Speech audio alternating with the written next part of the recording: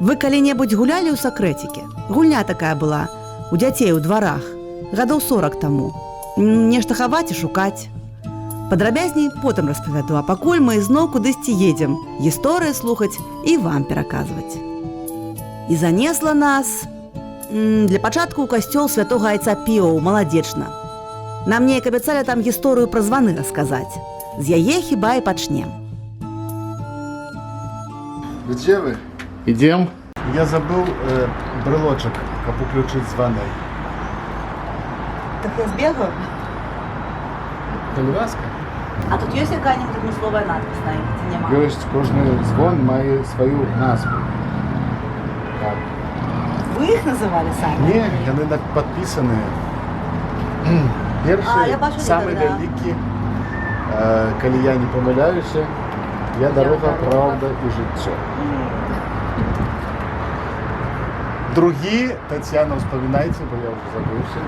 Саму не памятаю. Вось і зноў не магу пазваніць. Я баранак Божы. Да. Вось баранак Божы. Вось баранак Божы, які бярэ на сябе грахі свету. Трэці меншы, ну, у вас там еще на месте, напевно. Величая душа. Величая душа моя пана, это слово Марии, Магнификат. І чацвёрты, я зраблю вас лаўцамі людзей. Вось. Бачыце, супольнымі намаганнямі мы успомнілі. А хто іх называў?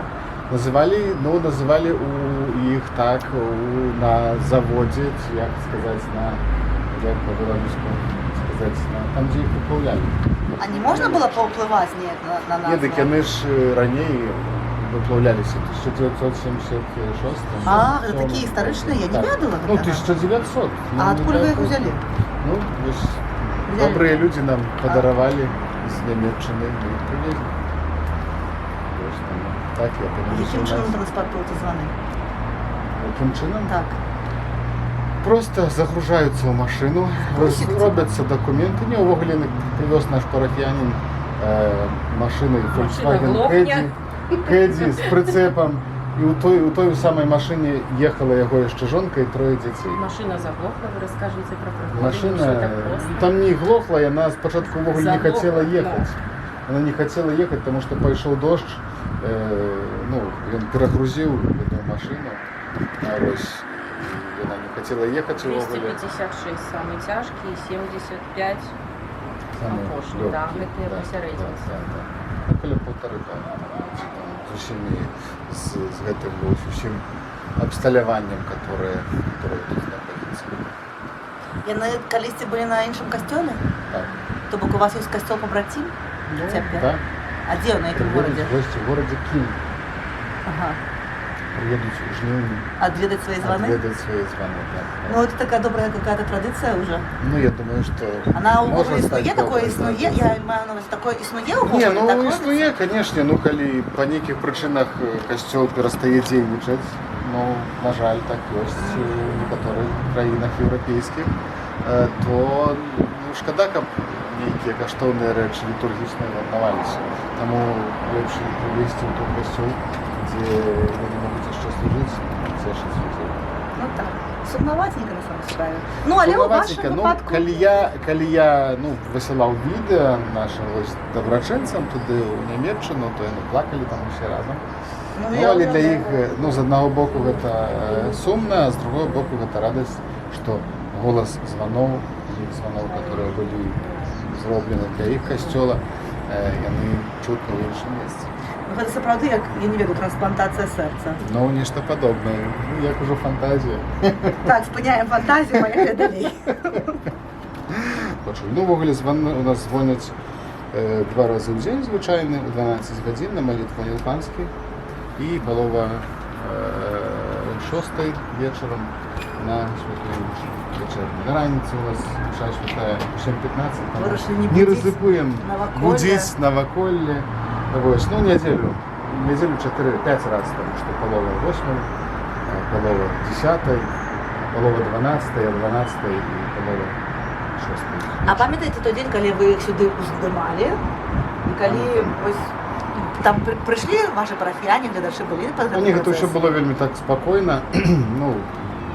інфармавалі гледачоў парафіян сваіх, да, што адбываецца там праз сацыяльныя сеткі, праз Был групу ў сериал Вайберы. в нашей группе у Вайбере. То есть мы бачили кожный крок. Яны бачылі кожны крок, ну але ж вядома, што тут працавалі альпіністы і гэта некалькі дзён рабілася, таму кожны звон паасобку уцягваўся наверх ад брамы касцёла вось аж да верху сюды вось па звонку. Ну, праз гэты рок. Цікаво.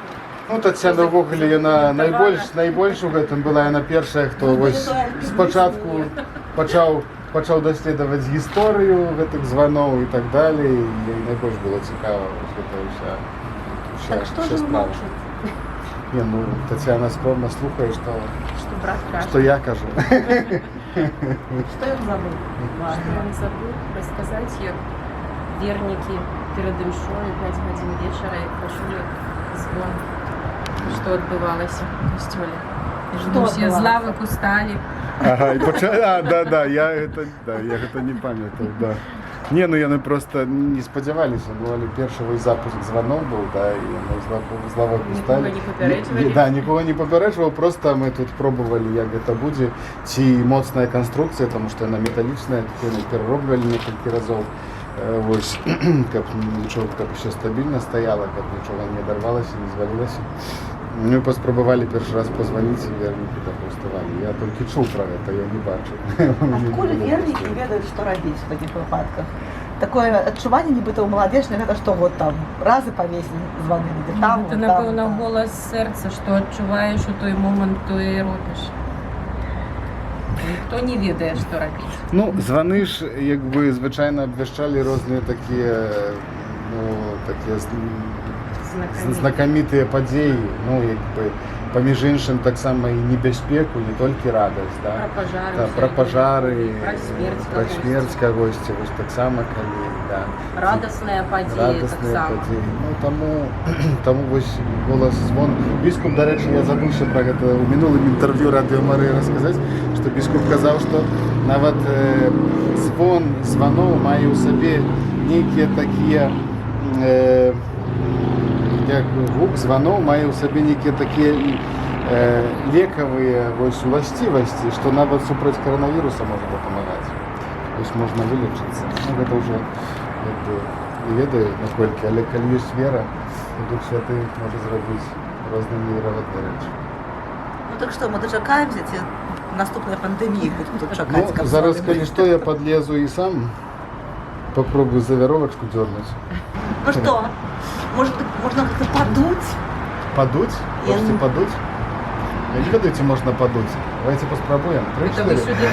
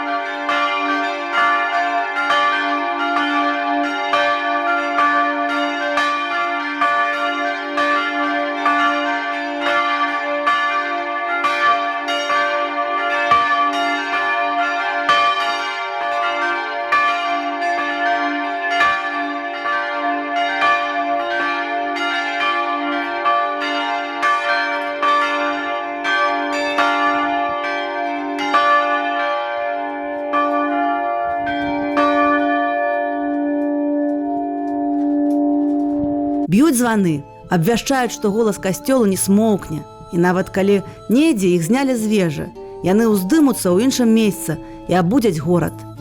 Дарэчы, у горадзе Маладзечна мы не аднойчы былі раней. Назіралі, як з невялічкай капліцы паўстае гэтая агромная святыня, якая ўжо цяпер з'яўляецца цэнтрам прыцягнення ўсяго горада. Папрасілі гісторыка Тацяну Шумель расказаць пра цікавосткі, якія яшчэ ёсць у касцёле. У нашым касцёле ёсць вельмі шмат рэчаў арыгінальных аналагаў, якім знайсці нідзе немагчыма. Адна з іх гэта табернакулум. Калісьці брат Андрэй Квяцінскі разам са сваім братам Паўлам задумалі зрабіць вось каркас і звярнуліся з просьбай да Лізаветы Чырвонцавай, майстаркі-выцінанткі. Папрасілі яе зрабіць упрыгажэнне вось гэтага стальнога каркаса. І цяпер вы бачыце, што ў нас вельмі прыгожы, арыгінальны, незвычайны, якому няма роўных нідзе табернакулю. Дачка Лізаветы Чырвонцавай зрабіла вось гэты прыгожы абраз святога Францішка. Гэта была яе дыпломная праца ў нашым музычным каледжы імя Міхала Клеафаса Агінскага. Стацыі крыжовага шляху з'явіліся ў нас у кастрычніку 2022 года. Прыехалі яны да нас з Баварыі, так? І гэта старажытны крыжовы шлях, які быў зроблены ў 1876 годзе. 86, да, 1886 годзе. Ну, на жаль, яны прыехалі да нас не ў вельмі добрым стане, вы бачыце. Прыехалі з таго касцёла, які ўжо, на жаль, закрыўся. І цяпер вось у нас у рамах бачыце, што няма выяў. Яны знаходзяцца часткова на рэстаўрацыі.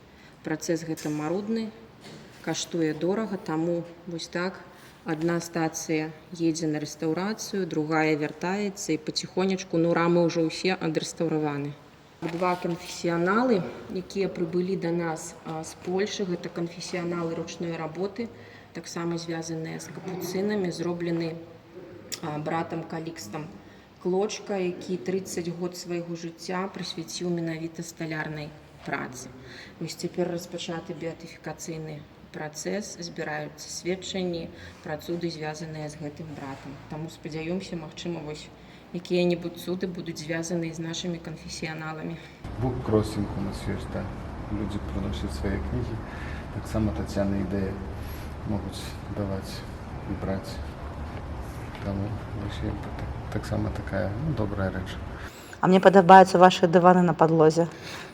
Колькі год мы прыязджаем, гэтыя дываны, яны такія, в іх столькі какой-то клопаты, пяшчоты пра сваю святыню і пра сябе саміх.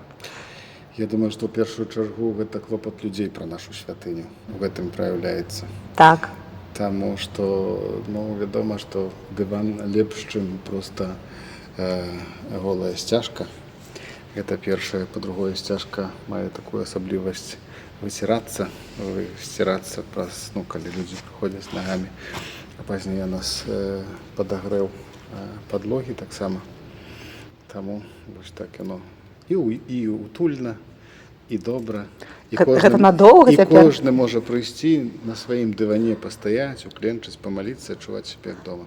Сапраўды тут такое какая-то паралель з тым, што столькі розных людзей, столькі лёсаў, столькі жыццяў розных, і в кожным гэтым узоры. Наогул гэта вяртае да таго моманту, калі мы ўпершыню сюды зайшлі. І акрамя дываноў і голых сцен тут нічога не было. І памятаю, гэта вось ностальгія такая. Мы былі тут, не патанкавана было шэрыя сцены і дываны. У нас нават захаваліся здымкі з тых часоў, я знайду. Вось, бачыце, можна адразу. Па гэтаму прыходзіш сюды, вяртаешся вось у тыя часы, бачыш, як мы рухаемся, развіваемся. Пачыналася ўсё з той невялічкай каплічкі. Яна нам здавалася вялікай, таму што людзей было там, усе памяшчаліся, усе, хто хацеў. А цяпер у нас столькі людзей, што ў касцёл не змяшчаемся. А што першаснае? Колькасць людзей ці касцёл? Вось цікава, дарэчы, на што ўплывае? Пабудаваліся і враслі, ці выраслі і пабудаваліся? Я думаю, в першую чаргу важна адчуванне супольнасці, адчуванне сям'і. Калі гэта адчуваецца, то звычайна, калі ёсць любоў, скажам, у сужэнстве, у сям'і, то гэтая сям'я жыве, і з'яўляюцца дзеці, яна разрастаецца паступова. Таксама і ў парафіі. Калі ёсць вось любоў паміж людзьмі, то гэта самае асноўнае. А ўсё іншае, яно дабудуецца, парамантуецца, даробіцца, Бог дасць і плён, і ўзрост, і ўсё астатняе, тое, што неабходна. Якія таленты можна ў вашым касцёле адкрыць? У нас усе магчымыя. Я думаю, нават немагчымыя. Вось тут ёсць памідорчыкі розных сартоў. У гэтым годзе яны чамусьці не толькі ў мяне, я думаю, толькі ў мяне вельмі растуць буйна лісты. У агуркоў вон якія, ну і у памідораў. Вось вельмі такія ствалы тоўстыя. Баобаб. Ну, баобабы, да, такія амаль што. Ось. Ну, а самі памідорчыкі дробныя якраз на гэтым. Можно мне у вас На этом. один позаимствовать? Конечно, конечно.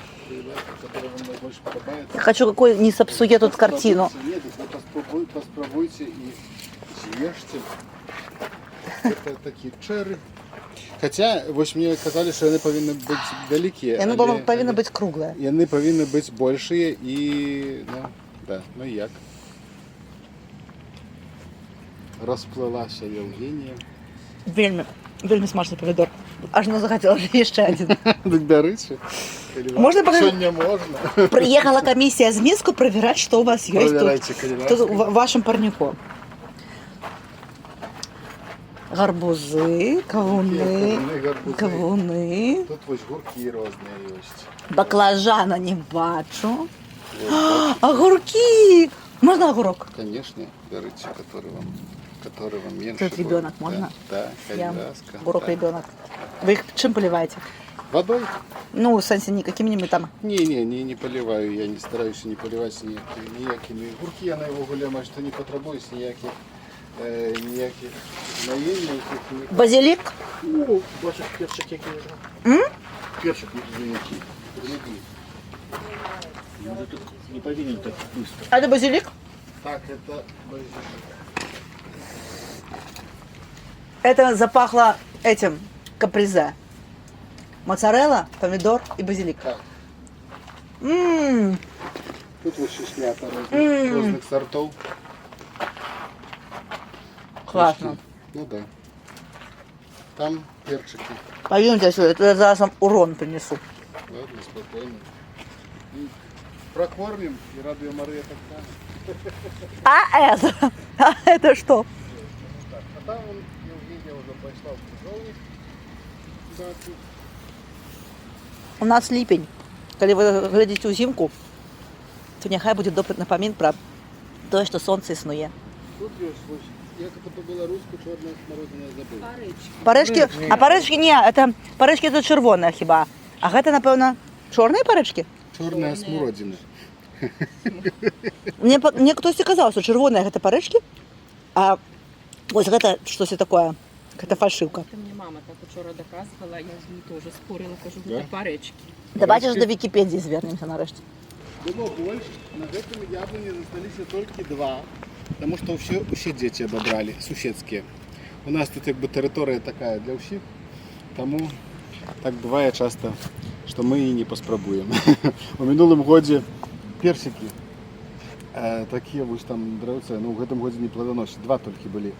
А в минулом году было все обсыпано. А персики съели грачи. Нет, а персики съели дети. Я только в один момент чую, нечто зашумело, тут гу-гу-гу, нечто, там.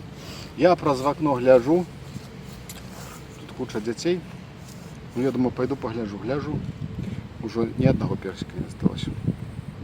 Так само бывает. И это радость досконалая. Едем туды, дзе нас чакае адзін з самых старых драўляных касцёлаў на Беларусі. Помнік драўлянага дойлідства з рысамі барока. Парафія ў Хоўхалава была заснавана яшчэ ў 1437 годзе князем Міхаілам Жагімонтавічам. Тады ж быў пабудаваны і першы храм. У 16 стагоддзі тут быў пратэстанцкі збор, дзе выкладаў Сымон Будны, а затым на месцы збору ўзвялі драўляны касцёл. У сярэдзіне 18 стагоддзя на старым месцы быў пабудаваны новы драўляны храм, асвечаны ў імя Найсвяцейшай Паны Мары. Пры касцёле дзейнічаў шпіталь. А яшчэ недзе праз 100 гадоў паселішча перайшло ў валоданне Язвінскіх. Тады ж за касцёлам была пабудавана сямейная капліца-пахавальня ў стылі позняга класіцызму. Сёння мы ўбачым яе. У гэты ж час і касцёл набыў некаторыя рысы народнага класіцызму, напрыклад, чатырохкалонны порцік. У 1866 годзе, пасля падаўлення паўстання Каліноўскага, касцёл быў спачатку зачынены, а пасля перададзены праваслаўнай царкве. Засталася дзейнічаць толькі капліца. У 1919 годзе будынак вярнулі католікам, і пасля рэканструкцыі касцёл быў пераасвечаны ў гонар нараджэння Найсвяцейшай Паны Мары. У пасляваенны час храм быў зноў зачынены ужо савецкімі ўладамі, але будынак захаваўся і выкарыстоўваўся як склад. Абавязковы элемент вясковых касцёлаў – гэта ровары. Калі ёсць ровары каля касцёла, гэта касцёл здаровага чалавека.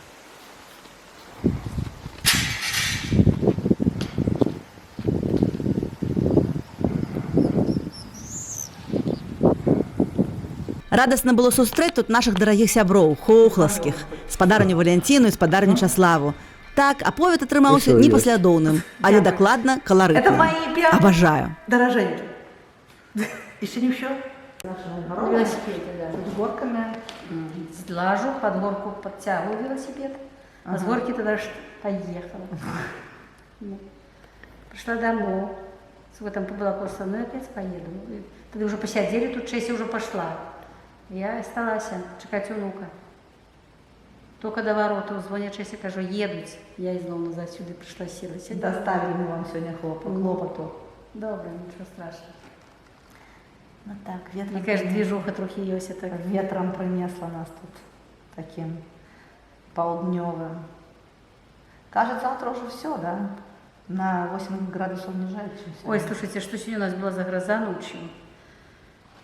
Так днем было, ну, вечером было тихо, так хорошо, потом уже вечером, начался вечер, внуки пришли с гуляв, 5 велосипедов дома. И все расставляют. А мне пришла уже из МЧС смс-ка. Ураган, дождь и все. Я говорю, хлопцы, затягиваем все велосипеды в дом. Мы все велосипеды затянули, потом вспомнили, что под баней у нас висит одежда постиранная. И там несколько прищепок не было, без прищепок. И они мне одели фонарик, с которым во лбе пошла снимать эту одежду. Пришли. И сунок, он тогда уже так, начался дождь, так сыпет. Я так открыла дверь из дома, так, молния, как дала прямо чуть ли не по носе. А заду стоял внук, я назад, ее назад, и кажу, как страшно. Это и кажу внук, бабушка, где твоя свечка, скорее запаливай. Мы запалили свечку на этом, громничную на окне. А он каже, бабушка, покуда вы там были, я уже и молитву прочитал. Мы сидели до 2 часов, покуда это все не стихло. Где-то так близко, то бишь читали, даже до 10 не досчитывали, как гром гремел после молнии, тут же это близко где-то. А малые, есть еще малые 7 годов, больше так закрывал ему уши, чтобы он не слышал, бо боится. Такое лето в этом году. А у городе, видите, ничего ж не было. И тут вот Было, у нас было. Ну, не совсем мало. У нас под ранок было, рвалося так само. Ну, это в 2 часы было. Где-то не в 2, у час яны пришли, может, 1:30 где-то. Да, у 24 году выдалось такое лето с навальницей. Не, у меня в Ратомке как бахнуло. Нечакано. Все собаки на кровать. Хорошее. Я же говорю, Да. Чым ты таким добрым павеяла? Вось каб нам даже до таких часов, калі мы будем просто абмяркоўваць навальніцы. Татьяна всплывае до нас в кадр. Можем почать? Вот на что это перо было? Я тоже не знаю. Чистить можно вот стекла. А ранее? І гэта правільны адказ. А ранее на что? Ну, так Как была печь. Печь это было. А яны там злеплены паміж сабой чымсьці? Ну, конечно, они не слеплены, так дорваны от гуся. Вот прям живьем. Ну, я ж ничего не пользуется. Гусь не пользуется, а мы пользуемся. Нет, я понимаю. Ну, я ни на что не иду. Так это просто такие вот былиганые. Сметать. Ничто не пропало со спрадвечных часов. Да. Ну что, со спрадвечных часов мы пачнем про костёл? Нацыянальным мастацкім музеі ў горадзе Мінску з 1963 года. Не дазволілі яго тут захоўваць. Была экспедыцыя, так? І забралі. Касцёла не было, да, тут быў склад, ну але вось у тыя часы, ў 60-е гады з Нацыянальнага музея выязджалі работнікі, як бы ў такія экспедыцыі. І вось па многіх касцёлах такіх было забрана тады шмат такіх рэліквій. Звярталіся жыхары Хохлава у музей, каб вярнуць, як адбудавалі вось гэты касцёл, якім вярнулі ў 90-х гадах. Касцёл, аднавілася парафія, яны ездзілі ў Мінск, абівалі ўсе кабінеты, каб дазволілі вярнуць абраз, тым больш, што ён цудадзейны, ён меў вельмі шмат вотаў, але у той час, калі ён быў царквой, адпраўлены былі гэтыя воты, як сказана, праваслаўнымі ў Расію. Залатыя кароны, шмат упрыгожанняў, і нічога не вярнулася. Дык вось рабіліся спробы, каб вярнуць абраз сюды, на сваё гістарычнае месца, а ён тут знаходзіцца, аўтарства невядомае, а гісторыя яго напісання таксама невядома, але час, гэта прыкладна 1740-е, 1760-е гады, то есть это вельмі старажытны такі абраз. Ну і яго ніхто, зразумела, што не вярнуў, таму што казалі, што тут няма тых належных умоў, каб яго захоўваць. І па гэтаму прапанавалі зрабіць яго копію, але выставілі такі кошт $5000, што проста непад'ёмны. Парафія была маленькая на той час, і трэба было адбудоўваць гэта, ўсё такіх грошай не было ў парафіян. Ну і па гэтаму вырашылі сваімі сіламі, знайшлі мастачку з Маладзечна, Людміла Богдан, якая намалявала вось гэту копію, якая зараз тут і знаходзіцца. Это ксерокопия, вон и копия стоит наверху, что намалевали. А чаму так вы намаляваную поставили туды, а копію? Это сняли с натурального, ездили туда в этот музей и сняли ксерокопию, отсняли и это делали. Так а там же зусім другая выява. Нет, ну это ж... Не такая ж. Да, не такая. Не, зусім не такая. Полезем туды, поглядим зараз. Только навесим на голове крыжа нема. Не. Бо мяне, знаешь, что мяне тады браў гэты шпілеўскі ікону, мне сказаў, бо ні адзін там не было гэных анёлкаў. У мяне именно такая дома ікона, старая. І ён мяне браў рисовать. Угу. Ну, загадка, якую трэба нам разгадаць. Ну, не знаю, яна не падобна. Это ж было, сразу было вот это, а потом я сняла Аня ксерокопию, вот эту сняли, мы туды просто поставили. Хотя... Падобна? Подобно. Просто, может, детализация не такая, как там на... Там вот видите, крыш на этой вот на лбу, а там нема. Яна по памерах мусі не падыходзіла сюды, ў алтар падыходзіла, стаяла? Это ж стояла вот эта икона, правда? Да, ну. изначально. А в чем была маленькая, ты не ходила в костел. Мы с тетей Юлей ставили, в каплице была, но не знаю где. Там было чистенько. Ну, это стояло, это алтар, это алтар, старый еще, это закрыты, там где-то юзиные выявы, все старинные. У мяне ёсць яны з сабой, якія я ў мінулым годзе прывозіла да нас на свята. А зрабілі гэта вот ксерокопию, это Аня ездила туда в музей, сняла это. И тогда отсняли, вы на цветочком состоит. А вообще было нарисовано вон, если Вось алтар, які быў першапачаткова. А расскажите про гэта падрабязней, што было з вашай святыні, вось, вот гісторыю яе. Хто што можа дадаць? Вось які ён у зруйнаваным выглядзе быў. Вось такі 80-й, а пачатак 90-х год. Раней там склад быў. Ну, правильно? Склад, да, запчастей быў склад. Ну. І вось у такім стане вернікі атрымалі святыню. Ёсць тут сярод нас тыя вернікі, якія памятаюць за той часы? Больше еще. Не, я что наездил сюда. Як аднаўлялі касцёл у 91-м годзе. Чаму ж так? Ну. Ну, так давайте, что сказать? Узгадывайте. Давайте. Был склад, что робили тогда? Ну, что тогда? Я не знаю, что сказать. Мы вычищали, полили крышу, тягали сучили домой, туда крышу ну, спалили, ну вот, как раскрывали. А тогда мне сказала, ни одной палочки не возьми с костела, потому что я, наверное, в 67 год она и померла скоро, потому что крышу спалила тебя дома. И на это себе уявила. Да, вот так она себе это уявила, мы тягали туда, ну где вы крабили, а робил крышу, не, зараз, Ковальский. Тадеуш. Тадеуш Ковальский крыл. То бок перабіралі цалкам вось гэты Гэта дах? быў 39-й год, быў рамонт касцёла, гэта 39-й год. А гэта вось таксама вось выявы касцёла ўжо 90-е гады. Да, вот тут крыша была такие штакеты, как назвали еще.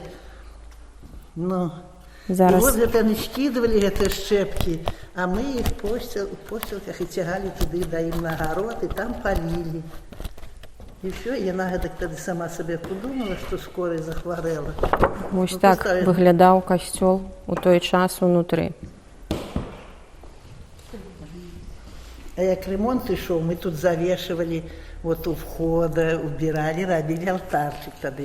И по очереди люди привозили, ну в основном Стасик, это Анин брат, и еще кто-то по очереди привозили Эдмунда из того костела. Им что тут проводили перед входом. Вось алтар. А што было для вясковых жыхароў факт вяртання касцёла? Вот это все деревянное, я не знаю, Вы такое памятаете, лежит что там вас чували, у нас. что вертается костёл, Даже что что будет покойника день, стоит, тогда лафет ясно, стоит что у нас там. фотографии. Да? Да, Ну, старый, вот старый, тут были наверное. Сакрыстыя? старейшие женщины, Театр. такие- Я ж прывязаная Ну, пакуль. были такие старейшие. Приезжал тогда до нас, после 90-х годов, может, 3-й год, может, 94-й, из Воложина Чернявский. Ксёндз Чернявский. Владислав Чернявский. Он проводил шоу. И на каждое свято детей угощал то апельсинами, то сосисками.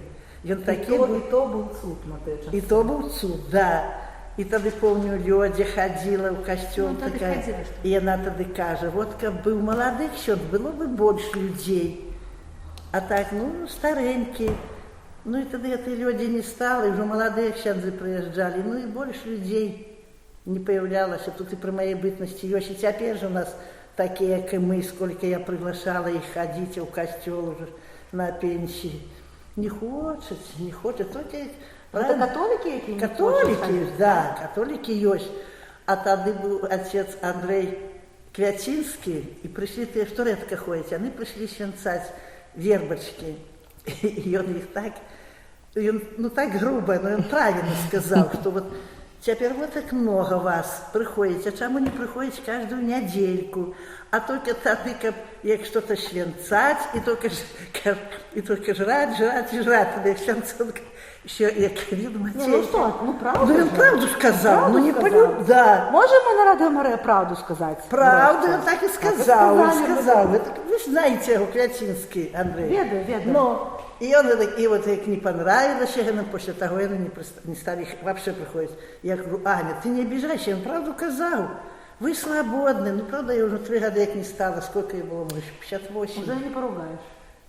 Ну, и одна есть, я не уговорюсь, но правда бывает, когда я сяду дашь на костел. А я их сказала, что будем сбирать. Сбирать по 50, по 100, кто даст, костел покрасить, там облагородить. Ну, захотели. Я говорю, Галя, ты скажешь, что нет, это не установка, мы ее чапать не будем. Мы с таких людей, с которых, со своих, мы чапать ее не будем. Ну, то бок прикладно человек 5 активно Ну, зацікавлені тим, щоб тоже святыня не рухнула, поехали. так? Святара не было, я раскажу чаму. Потому что не было, у 46-м годзе памёр апошні святар. И костёл закрылся. И тут Юзеф Гурко, который вот тут похованы, да. Он похоронен, но мы тоже позаботились и Малайцы. попросила сына и сынок облагородить. Ён вельмі шмат зрабіў для гэтай парафіі, для вернікаў яго любілі ўсе, як католікі, так і праваслаўныя, лічылі, што гэта быў такі псіхолог. Ён мог чалавека і пахваліць, падтрымаць, а калі патрэбна так паругаць, што той не крыўдзіўся і ўсё разумеў. Вось узрост яго быў, як ён памёр, ён 1864 года нараджэння, больш за 80 год. І да апошніх сваіх дзён ён праводзіў імшы, працаваў з людзьмі і ездзіў у Першаі. Гэта пад Валожынам адсюль далёка ехаць. І вось у той дзень ён адчуваў сябе ўжо у Хохлава, тут вельмі дрэнна, але вось быў такі адказны святар, што ён не мог не паехаць да сваіх вернікаў. Паехаў, прачытаў урывачак з Евангелля і вось ля амбоны і абсунуўся. Вось такі лёс трагічны быў. Вернікі там яго ўжо і яму вырылі, ўжо хацелі хаваць, а тут дазналіся хохлаўскія мясцовыя людзі пра тое, што ён памёр, паехалі туды разам з Пятром Пупіным, гэта ксёндз Хажоўскі, і забралі яго сюды, і пахаванне вось тут адбылося, таму што была яго такая апошняя воля быць пахаваным вось тут пры касцёле. І з 46-го года святара не стала, і касцёл, як у той час няма святара, то савецкія ўлады не дазвалялі хадзіць сюды. А святароў, як вы ведаеце, ж не хапала. Паразмаўлялі з нашымі сябрамі, паглядзелі навокал і вырашылі, а можа, адкрыем сутарэнне? Ну, раз уже прыехалі, то давайте открывать портал. А куды гэта портал? Никуда, вал. У мінулае. У минулое. Ну что, есть сходы? Мы что, просто дробину отсюда доставались? Ну, тогда если там наверху, пожалуйста. Давайте. Вот это. Карацей, зведваем гісторыю. А больш Микрофона нема, дакладна, ничего? а больш дакладна смецце. Ну, Гады годами. Смецце таксама бывае гістарычным. Ну так, напэўна. Вось калі тут быў наш гісторык Павел Каралёва, я вось толькі то хацеў Каралёва сказаць. мы все згадалі, бо ён як лезе ў якусь такую То кучу, то абавязкова абавязкова штосьці знойдзе. Ой, что это? Там в окно было. Ну, але я не ведаю, калі пахаванне, ну то вось тут же як бы не шмат месца для того, каб... Это не для пахавання. Так каб свечку поставить. Там. Я наогул не ведаю, як яны тут рабілі гэтыя пахаванні, що там целы просто так, ну, цела ж Можа, як... просто в мікраклімаце якімсьці знаходзіліся і не псаваліся. Думаеце? Як англіны. Да. Ну а чаго? У Радзівілаў вон там у склепе. Так у іх же муміфікацыя, Ну, бальзаміраванне, там не тут просто чые ж так. землі былі? Зараз нас муміфікатори поглядять по Радзівілаў. телевизору и засмеют нас с нашими бедными ведами у Ну, гэта этой будзе, глине. брат Андрей, гэта будзе ваше адкрыццё, што у нас тут Так, у Тухлаве это будзе маё. яшчэ одна усыпальніца Радзівілаў, Так, і оказывается. Я боюсь, что оттуда не вертаются. Я вярнулася, я там была, толькі у цемнаце нічога не Там ўбачыла. нічого нема. Ну проходьте туди, хто там, з фонаром. Кто Проходьте. беленьким? Я б додав, проходьте, коли ласка. Все. Валентин, походу, знайде. Тут шампанское пили, между іншим. Так мы тут такое диво дивное шукаем, а у людей тут было свято. Ну тут складывали, я не ведаю, то зверху, наверное, коли колхоз був. На буток. Ну тут между іншим можно было, как это сказать, Ось тут ніша одна нейкая ёсць. Я лишу, что вот это шипал, про якую должны быть. Слухай, і ведаєш, що приємно, що надпись эта, бачиш, зроблена по-білоруську. Погляди, що тут написано. Навіть коли це кепське слово, то воно по-білоруську написано. От, наприклад, тут. Ладно, не здымайте, это у Рады Марии люди. Нет, это же фамилия. Они же говорили про Яблонскую. Ну ось гэта на нішу похожа, але на маленькую, на дзіцячую. Я можу Там примірити. костерчик полили. А тут вось корыца было, бачите? Ага. Стоите на нем. Карыцца для чаго? Ну, корыца. Чего? Ну просто корыца вось у древе вычесанная. І косточка, вон чия-то. Собача? Что это? Ну, Что я не это? ведаю, ці Це не чоловіче. косточка. Да что косточка. это? Это костка? Ой-ой-ой-ой-ой-ой-ой. Як былі склады, я думаю, тут была просто Да. свалка. І скидывали сюди все, що Ну вот, это, можна. это древо. Ой. А вот что это такое? Сама костка какая? Не, Древо. І тады мы рашылі разбіраць гэтыя завалы і палезлі ў каплічку язвінскіх, што навокал, паглядзець, што там. Ну, я спадзяюся, у верасні мы паўторым гэту гісторыю, таму што ў нас, спадзяюся, атрымаецца зрабіць вельмі важную для Хохлава падзею, урачыстасць, звязаную вось з этой каплічкай язвінскіх, якая... Вы только яе ремонтировали, хоть трохи. Я сказала, ксенза, мяне не радуе ні табличка, нічога, таму што брыдка глядзець на гэту капліцу. Ну, так вот, будзем разам змагацца, каб яе адрамантавалі, прыкладзём усе сілы, будзем чысціць, што там магчыма. Так і леташ.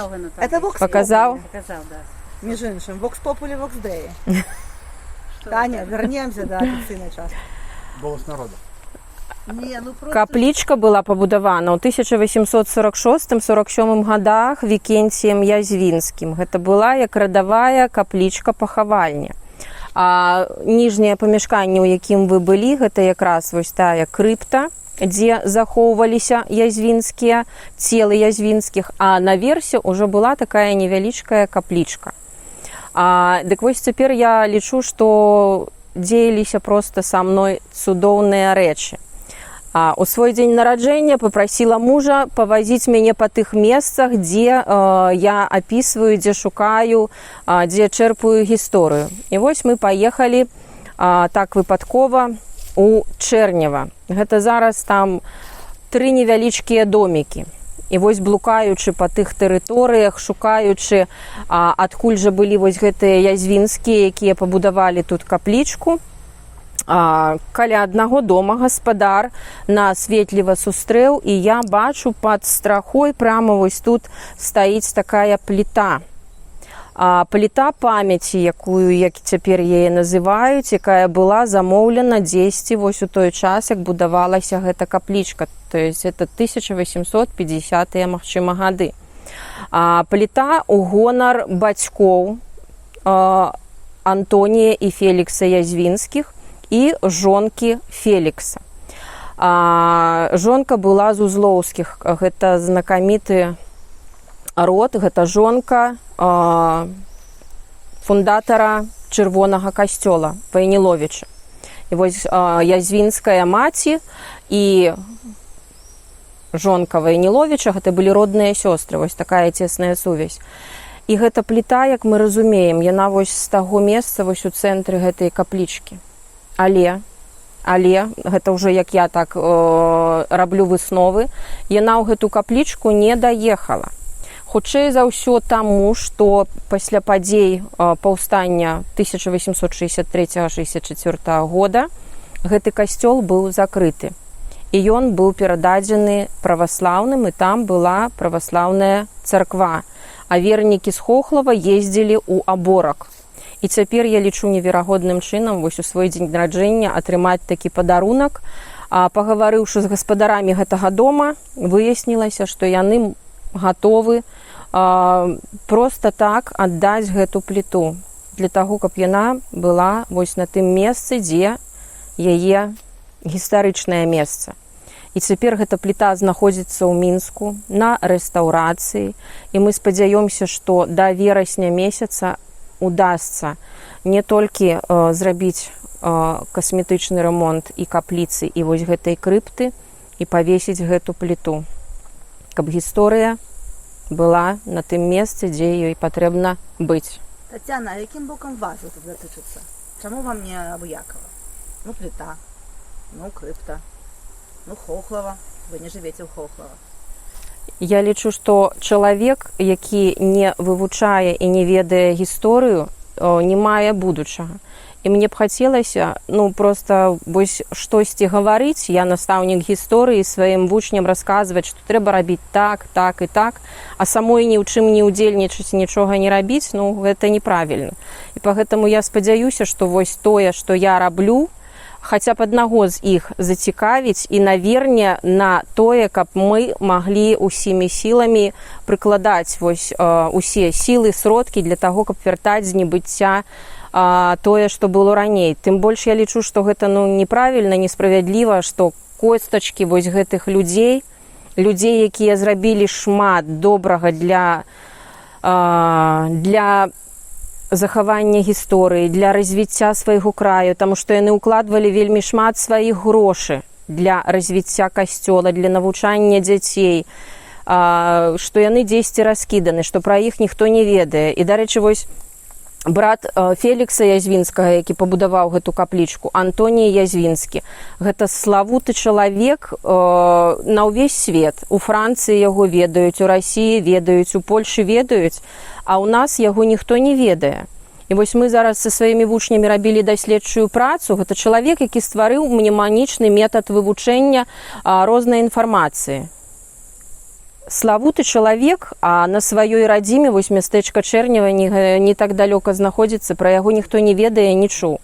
І пагэтаму я спадзяюся, што вось тая падзея, знаходка гэтай пліты, гэта вось такі чароўны знак, які вось нас наблізіць да чагосьці высокага. І яшчэ адзін цуд звязаны вось з Чэрневым, якраз гэты касцёл у Хохлава, цяпер высвятляецца, што, напэўна, гэта адзін са старэйшых касцёлаў не толькі ў Маладзечынскім раёне. У Маладзечынскім раёне гэты касцёл самы старэйшы. І па даце будовы, і па даце заснавання в парафіі. яшчэ адзін падарунак, які атрымала ад свайго знаёмага. Людзі ведаюць, што я збіраю інфармацыю па касцёлах Маладзечаншчыны. І вось у адным з архіваў удалося атрымаць звесткі. Раней думалі, што парафія тут узнікла ў 1437 годзе. А цяпер дакументальна пацверджана, што першы касцёл існаваў ужо ў 1514 годзе. То бок у гэтым годзе 610 год з тых часоў, як Хоўхлава займела свой касцёл. А то і раней. Касцёл – гэта упамінанне таго, што уладарка Чэрнева, дзе была знойдзена гэта пліта, Марыя Валадачанка, яна завяшчала касцёлу і святару Станіславу, які быў тут. Яна была сама каталічка, а родных каталікоў у яе не было. І пагэтаму яна завяшчала шмат рознага збожжа, каб яе родныя прыносілі ў касцёл і каб у касцёле маліліся за спачын яе душы. 1514 год. Касцёл быў, відаць, значна раней. Пагэтаму, калі мы ведаем, што першыя касцёлы сталі будаваць 1387 год, калі тут было прынята каталіцтва на гэтых землях, то, магчыма, гэта тэрыторыя мела найстаражытнейшы касцёл на цяперашні час на Беларусі.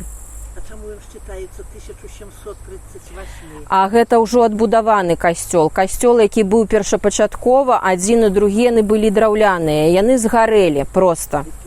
А гэты касцёл 1738 года будовы, да.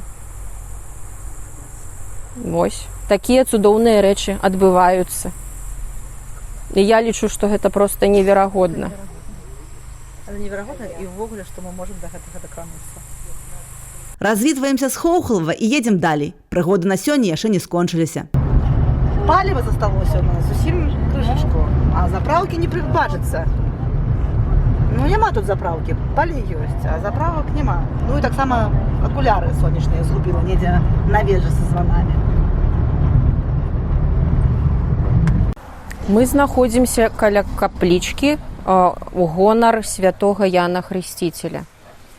Гэта вёска Гарадок. Пабудавана яна 20 год назад.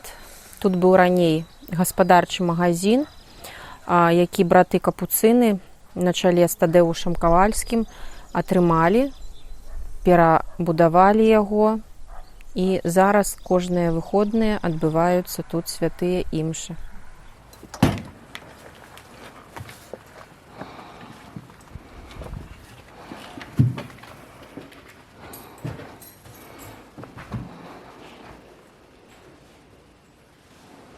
Ну, вернікаў тут зусім мала.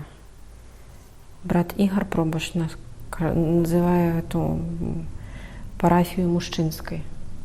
Жанчын вельмі мала, зато мужчыны прыходзяць і, кажа, як могуць даглядаюць, так не так падмялі, але галоўнае, што прыходзяць. Зімой холадна, бачыце, вон... Валер'ян, бачу, добрая печка тут. Ну, не уключаюць, да, пагэтаму зімой ім тут комфортна, у Хоўхлаве няма, там без ацяплення, а тут... Хоўхлаўскія скардзіліся. І там няма імшы. Маладзечанскі тут стыль Маладзечанскага района. Капуцынскі стыль гэта ўжо, напэўна. Прарос он тут у вас, в гэтым рэгіёне. Ну, шмат з імі добрага зроблена. Таму мы радуемся і дзякуем Богу, што з намі капуцыны. Маленькая, невялічкая, па колькасці вернікаў дастатковая, зато сказала асноўнае. Зато дзейнічае. Што гэта мужчынская капліца. Зато дзейнічае. Мары паставілі перад сабой мэту как-то зрабіць твар касцёла не толькі жаночым, но чтобы быў парытэт пэўны. Так вось можна гэту капліцу ставіць у прыклад тады, атрымліваецца. Ой-ой-ой, там какое доброе такое яшчэ такая выява. Што это такое там за выява? Не ведаю. Что это? Это что-то такое цікавае на самой справе. В духе соцреализма. Трэба распытацца, дарэчы, да. Гляди. Хто аўтар? Пагнали. І мы пагналі. Цяпер нас чакае гарадок. І толькі гісторыя касцёла, які не захаваўся. І таксама гісторыя па дарозе. Яшчэ ў гарадку у нас ёсць яўрэйскія могілкі, якія зараз выводзіць з небыцця наш аматар гісторыі, краязнавец, мясцовы жыхар Алексей Жахавец. Помнікі проста неверагодныя, рознай формы, у тым ліку і жорны, і з небыцця як бы паднімаюцца, таму што там яны пад грудамі зямлі знаходзяцца, вельмі цяжкая праца. Ну і гэта вельмі важна для нашай гісторыі. Цяпер нам надо не разганяцца, а вось тут прыпыняцца ўжо. Вось сюды з'ехаць. Вот тут, і мы зараз метраў 100 назад пройдзем. Ось туди? Угу. І то бок паркуємося. Да. До касцёла вела брукаванка. Зараз мы таксама пройдзем ёй і паглядзім, што там засталося.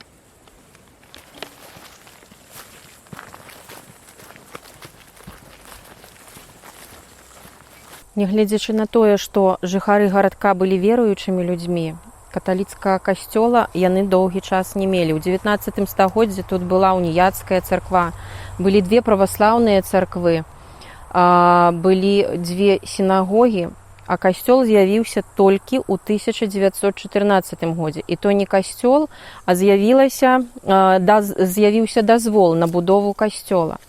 Аднак пабудаваць яго не паспелі, нават не распачалі, таму што наступілі трагічныя падзеі Першай сусветнай вайны. І па звестках, што была пабудавана толькі каплічка. Але дзе яна была, ці яна была на гэтым месцы, ці дзе, ну пакуль што не удалося высветліць. А вось ужо распачалася будова ў 1927 годзе. І распачаў гэту будову, працягнуў Нікадзім Казлоўскі. Гэта святар з Хохлаўскага касцёла. Там, дзе мы былі сёння з вамі, абслужваў ён і тую тэрыторыю, і гэту. Неверагодны чалавек таксама, якога шанавалі ўсе. І што цікавае, вось пакажу, як выглядаў. Пасярэдзіне знаходзіцца вось Нікадзім Казлоўскі, першы ксёндз вось гэтага касцёла святога Яна Хрысціцеля. Драўляны, вельмі прыгожы. Вось макет яго спрабавалі зрабіць, гэта цэнтральная плошча гарадка. Бачыце, колькі людзей на ўрачыстасці, і таксама вось наш святар. Яго любілі і праваслаўныя, і яўрэйскае насельніцтва, і у будове удзельнічалі таксама не толькі католікі. Праваслаўныя вельмі шмат драўніны сюды прывозілі. Яўрэі ў сваіх крамах прадавалі тыя тавары, якія былі патрэбны для будовы па заніжаных цэнах. То есть, уяўляеце сабе, вось гэта вось такая падзея, яна была вельмі рэдкая ў той час, калі будуецца святыня. Як адбывалася асвячэнне касцёла ў 29 годзе, сабраліся людзі з усіх мясцовасцей. Вельмі шмат святароў было, быў біскуп Румуальд Елбжыкоўскі на гэтай урачыстасці. У газетах польскіх мне ўдалося знайсці архіўныя звесткі пра тое, як тут адбывалася вось гэта асвячэнне. І, сапраўды неверагодная проста падзея. І ў мяне вялікае шчасце, што вось гэта падзея, яна праз столькі год у гэтым годзе як бы узнавілася. Шмат вернікаў, якія прыехалі адсюль і з Хохлава, і з Радашковіч, і з Маладзечна, хто з сваім транспартам, хто транспартам з нашага касцёла Святога Піва арганізаваным. І вось на гэтым месцы, уяўляеце, вось была святая імша у гонар фундатараў гэтага касцёла. А гэта былі вось сям'я Бахарэвічаў. Гэта быў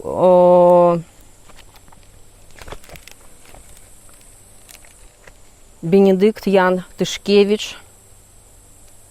Ён выдзеліў 14 гектараў сваёй зямлі для патрэб касцёла. А Бахарэвіч выдзеліў палову сумы патрэбнай для будовы касцёла. Уяўляеце сабе, якія гэта вось ахвярныя былі людзі. І ў гэты дзень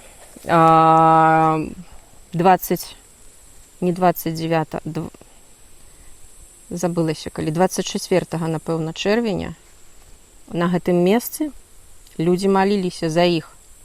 Маліліся за тых святароў, якія працавалі ў гэтай святыні. Дарэчы, тут знаходзяцца 3 помнікі. А вы ведаеце, што каля касцёла ў ранейшыя часы хавалі святароў і фундатараў. Дык вось ксёндз Баляслаў Урублеўскі, вось гэта яго помнік, а побач знаходзіцца помнік Аляксандр Адынец, гэта уладальнік маёнтка Белева. А вось там паводдаль знаходзіцца помнік Уладыславу Канаржэўскаму і яго дачцэ Ідзе, якая памёрла неўзабаве, нарадзіўшы дзіцятка.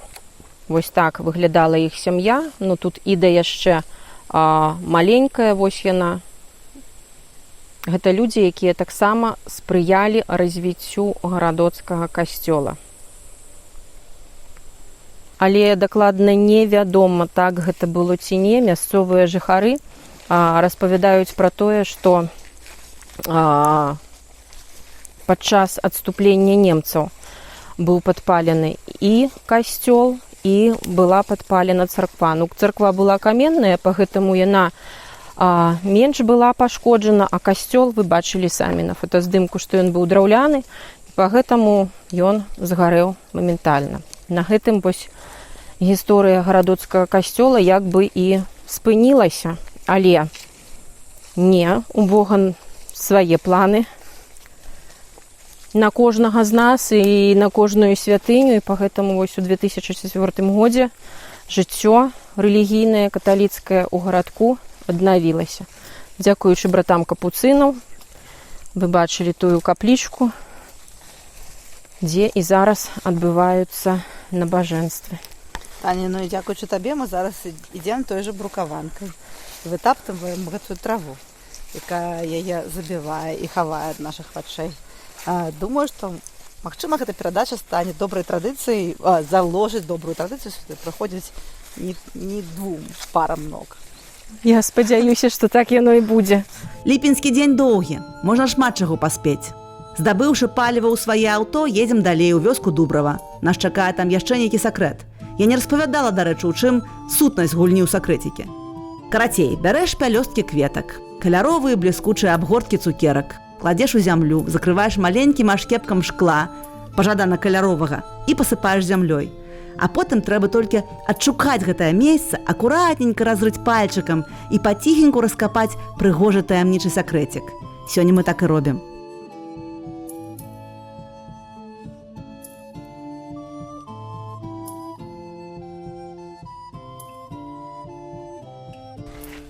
Таня, дзе мы знаходзімся?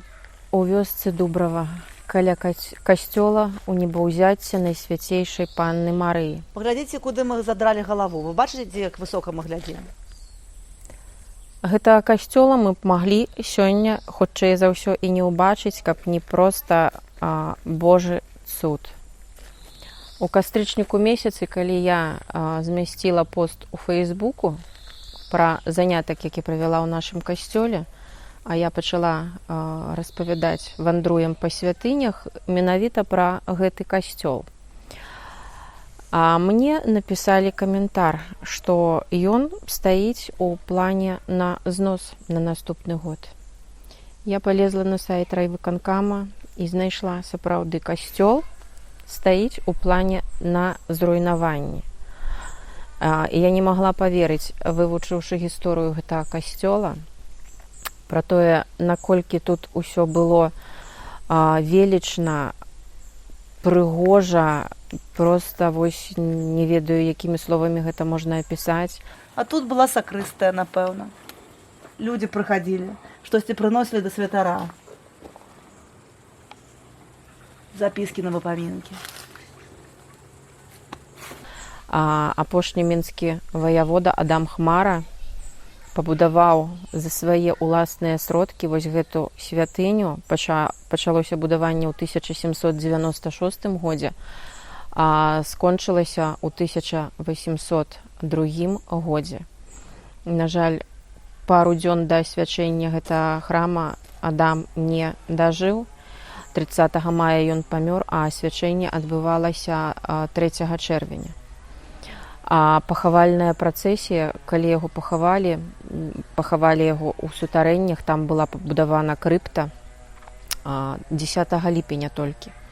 Такая была маштабная працэсія, столькі было зроблена спраў падрыхтоўчых, адных імшаў было замоўлена за гэтага чалавека 5000. Уяўляеце?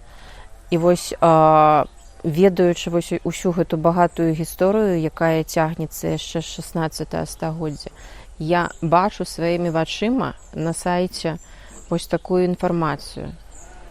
Я адразу пачала стукацца, як гэта так, чаму? Гэта ж такая гісторыя, такая веліч. У мінулым годзе нават фільм «Чорны замак Альшанскі» па Караткевічу новы варыянт здымалі вось тут. Ну чаму гэты храм павінен быць зруйнаваны? Звярнуўшыся ў наш райвыканкам, я нічога не атрымала, таму мне падказалі, што трэба стукацца вышэй. Напісаўшы ліст у Міністэрства культуры, я атрымала наступны адказ, што пісьмы былі накіраваны ў аблвыканкам і ў райвыканкам. А потым я даведалася, што Міністэрства культуры якраз таксама ў той час, як я пачала хвалявацца за лёс гэтай святыні, яны таксама пра гэта ўжо ведалі. І таксама была размова пра тое, што чаму гэты храм, які ўваходзіць у адзін з маршрутаў па Міншчыне, не з'яўляецца гісторыка-культурнай каштоўнасцю. Но аднак размова была, і гэта ўсё засталося на месцы. А вось потым, у пачатку студзеня, калі адпраўлены лісты былі вось у гэтыя два ведамствы, быў дадзены таксама тэрмін 2 месяцы сабраць усю неабходную дакументацыю, падключыць гісторыкаў, музейшчыкаў для збору патрэбных дакументаў. У красавіку месяцы адбылася камісія пры аблвыканкаме. Аднак рашэнне, якое было прынята гэтай камісіяй, яно было нездавальняючым. То есть эта камісія палічыла, што няма ніякіх такіх пунктаў, каб прылічыць яго да гісторыка-культурнай каштоўнасці. У мяне рукі крышку апусціліся, але, ведаеце, гэта так было толькі на нейкія долі секунды. Чамусьці мне верылася, што не можа быць гэты храм зруйнаваны. Я малілася, я цярпліва чакала, я звярталася за дапамогай аб малітве да сваіх знаёмых. І, ведаеце, я лічу, наш голас быў пачуты. Таму што 15 сакавіка, дарэчы, яшчэ да гэтай даты, я напісала ліст таксама і ў газету «Звезда». Мне параілі таксама, каб уся грамадскасць была паднята на ногі. Напісаўшы гэты ліст, Надзея Дрындрожык з газеты прыязджала сюды журналіст. У пачатку снежня я вось стаяла практычна на гэтым месцы і распавядала пра гэты храм. А матэрыял у газеце прытармазілі па тых прычынах, што трэба было дачакацца станоўчага рашэння аблвыканкама. Ён павінен быў выйсці ў студзені месяцы, але ён так і не выйшаў.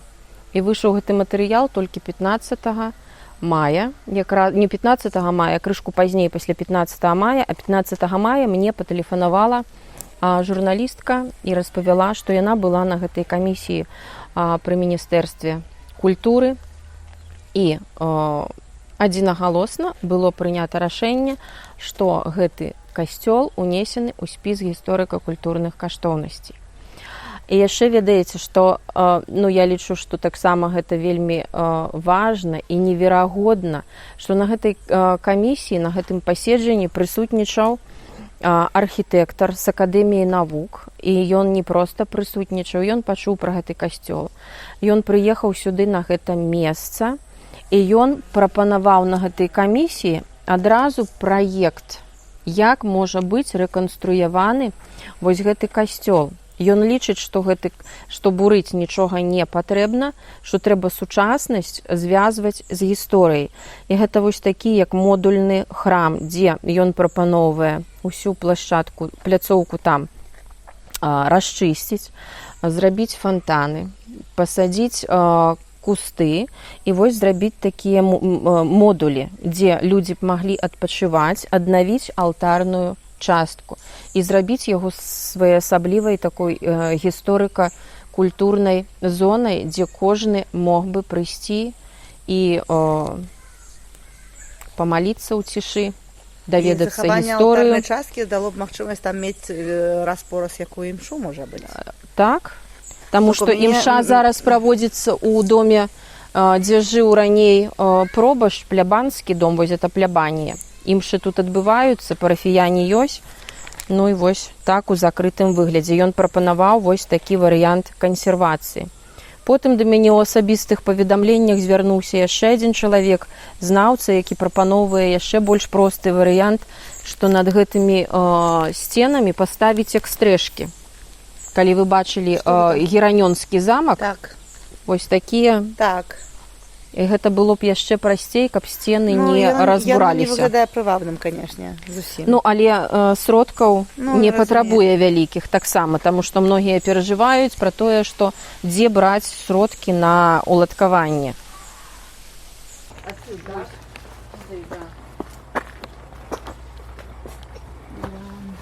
А это вот выход на алтарь, я так думаю, правильно? Да. Да, презбитериум. Эх. Вот так вот они тут опронались и выходили.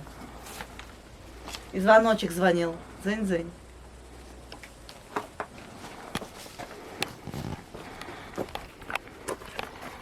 А тут был табернакулем пан Езусом. І абраз. Судатворны, дарэчы, таксама. І ружового, з вялікай колькасцю колеру сцены. Вельмі цікавіць меня вось гэтыя две сакрэтныя пабудовы. Што гэта канкрэтна, я не ведаю. Две? Гэта, я так разумею, сюды ўстаўляецца, вось, не? Трэба запытаць. Не. Падобна? Але, дарэчы, вось штосьці ў гэтым ёсць. Да, що я перший раз Я такое так само, я ніколі не про такое не чула. Як нешта можна... такое, як імпульс були такі. Ну, просто што зрабіць вот з Пригратычны тэрыторыі... камбінат, Нет, Не я не ведаю, просто что я ніколі не сустракала такой формы захавання святыні, што, конечно, не рэнтабельна, не целесообразна, немагчыма, і ўвогуле ні дзеля чаго рабіць тут велічэзны касцёл, які не будет карыстацца як касцёлам, але захаваць яго, прынамсі, у форме какого-то такого рекреационного, не в сэнсе для распіцця алкогольных напітков, а просто, да, просто прыйсці, паразважаць, і там пасядзець у цішы, там в тіні ў гэтых сцен, штосьці ў гэтым ёсць. А вандроўнікаў тут вельмі шмат. Па размовах мясцовых жыхароў людзі сюды прыязджаюць, людзі чуюць, у інтэрнэце ёсць звесткі некаторыя. А вось тая шуміха, якая пайшла пасля маіх зваротаў, яно як бы прываблівае, і людзі хочуць сваімі вачамі паглядзець, а што это за касцёл, а што это за святыня. Таня, ёсць неабыякавыя. То есть ёсць тыя людзі, якім адгукаецца і якія таксама хочуць ёсць, ведаеце, калі я напісала вось такі пост, як бы сос дапамажыце ў роспачы, так, вельмі шмат людзей адгукнулася з парадамі, з канкрэтнай дапамогай. Тацяна, якая з'яўляецца Хамянкова арганізатарам праекта ў Сёмкаве, Адам Хмараш там жыў, там пабудаваў таксама першы касцёл, там была пабудавана яго сядзіба італьянскім архітэктарам Карлес Пампані.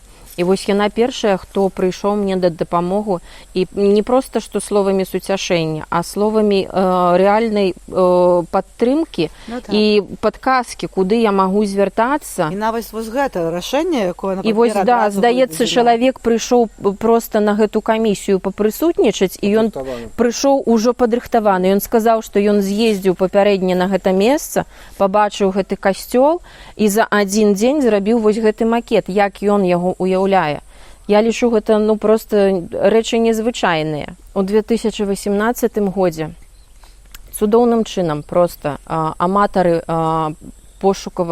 прыборнага пошуку пры дапамозе Вікенція Сцепановича Лапо, мясцовага жыхара, адшукалі званы, якія з гэтага касцёла пры яго закрыцці былі зняты і закапаны ў зямлю да лепшых часоў. Вось уяўляеце, роўна праз 70 год гэтыя званы былі знойдзены. Яны складзены былі 3 званы адзін у адзін, вось гэты чалавек, вось гэтыя 3 званы, яны адзін у адзін, як матрошка былі складзены, ачышчаны і зараз перададзены ў парафію святога Францішка Асійскага у вёсцы Копішча. І там у будучым музеі будуць радаваць нас. Ну, вось так прыгожа зрабілі вучні мінскай гімназіі нумар 75, маленькі фотаздымак, макет, якім чынам выглядаў вось гэты касцёл. Тым больш і святары, вось адзін з апошніх, Эдвард Мурончык, які быў тут з 32 па 42 год. Жыццё яго скончылася тут пад сценамі гэтага касцёла у час вайны, дапамагаў яўрэям. І вось аднаго з хлопцаў маленькіх, ну як маленькіх, падлетка, ён узяў і уладкаваў на працу сабе памочнікам у касцёл. Вось аднойчы да яго прыйшлі невядомыя, спыталі дакументы, калі ён паказаў дакументы, а у пашпарце было напісана «Беларус». Яны паздзекаваліся, як гэта беларус, ды працуе ксяндзом. Ну і застрэлілі яго. Вось магіла яго знаходзіцца вось справа каля касцёла. І яшчэ адзін святар, неверагодны святар, гэта Ян Такарскі, лёсам звязаны таксама з Дубрава. Сваё жыццё ён скончыў у Ракаве. Вельмі шмат таксама зрабіў дабра для мясцовых жыхароў. І вось калі да яго прыходзіла жанчына, яна жыла не ў сакраментальным саюзе, ён прапанаваў, што ну давай прыйдзеш з мужам і мы абвянчаемся. А ў той жанчыны муж быў супрацоўнікам НКУС. І вось з гэтага часу, з 48-го года, напісалі данос на ксяндза Яна і адправілі ў турму. Спачатку 10 год, потым тэрмін павялічылі 25 год пасля другога суда. Ну а наогул па дакументах яго чакала смяротнае пакаранне. Якім чынам яму удалося атрымаць 25 год да цяперашняга часу невядома. Адбыў у турме ён 6 год і 8 месяцаў. Вярнуўшыся сюды, ён пабачыў, касцёл не працуе. Ну а касцёл зразумела, што святара няма і улады закрывалі. Больш новых сюды нікога не напраўлялі, да і направіць не было каго. Таму амаль цэлы год ён знаходзіўся у вёсцы Красная у ксяндза Юзафа Марсангера. Таемна праводзіў споведзі, імшы, таму што дазволу на гэтыя абрады ў яго не было. Ну, а пасля ён ужо перабраўся спачатку ў каплічку на могілках святой Ганны ў Ракаве, а потым ужо ў касцёл. Ось такая неверагодная гісторыя двух святароў. А колькі часу спатрэбілася, каб яно прыйшло ў такі заняпад? Ну, тут таксама такая гісторыя трагічная. Ні адна з войн, якія былі на гэтых землях пасля пабудовы гэтай святыні, не закранула яе.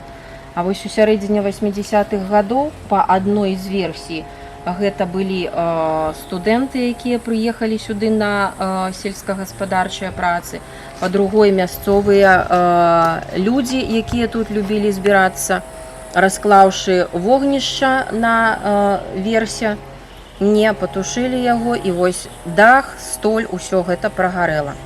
І з таго часу, з сярэдзіны 80-х, касцёл стаў вось так прыходзіць у заняпад і разбурацца. 44 гады прыкладна трэба жанчыне, каб стаць дарослай. Касцёлу, каб пераўтварыцца ў руіну. Ну, спадзяюся, з Божай дапамогай усё атрымаецца, і хаця б вось гэтыя руіны, але вельмі, вельмі прыгожыя, велічныя, неверагодная атмасфера, якіх перадаецца тут, яна захаваецца для будучага. Адам Хмара яшчэ замовіў для гэтага касцёла ікону Маці Божая Адзігітрыя. І гэта ікона, ну просто таксама вось цуды. Гэта касцёл у Дубраве, і гэта слово просто знак роўнасці трэба ставіць. Дык вось у 2007 годзе неверагодным чынам аб гэты абраз, які лічыўся згубленым, ён аказваецца ў руках знакамітага мастака, рэстаўратара, калекцыянера Ігара Сурмачэўска, які яго выратоўвае ад вывазу за мяжу. І зараз гэты абраз знаходзіцца ў яго, і па словах брата Андрэя Жылевіча, па словах Ігара, у хуткім часе ён будзе ўпрыгожваць адну са сцен нашага касцёла. Яшчэ адно цуда, звязанае з гэтым касцёлам, гэта тая пераемнасць паміж Сёмкавым гарадком і паміж Дубрава. У 1804 годзе Адам Хмара разам са сваім братам Іахімам замаўляюць дошку памяці. Вось дошка памяці ў Хохлаўскую вы бачылі гэта месца, дзе павінна быць. Тут таксама павінна была быць дошка памяці бацькоў Хмараў, але яна таксама не даехала да гэтага касцёла. А пры раскопках, вось пры навядзенні парадку у той сядзібе ў 12-13 гадах яна была знойдзена там. І там проста неверагодныя словы, якія можна было б, дарэчы, вось у часопісе «Наша вера» ёсць матэрыял мой у апошнім выпуску. І тут указаны вось гэтыя словы.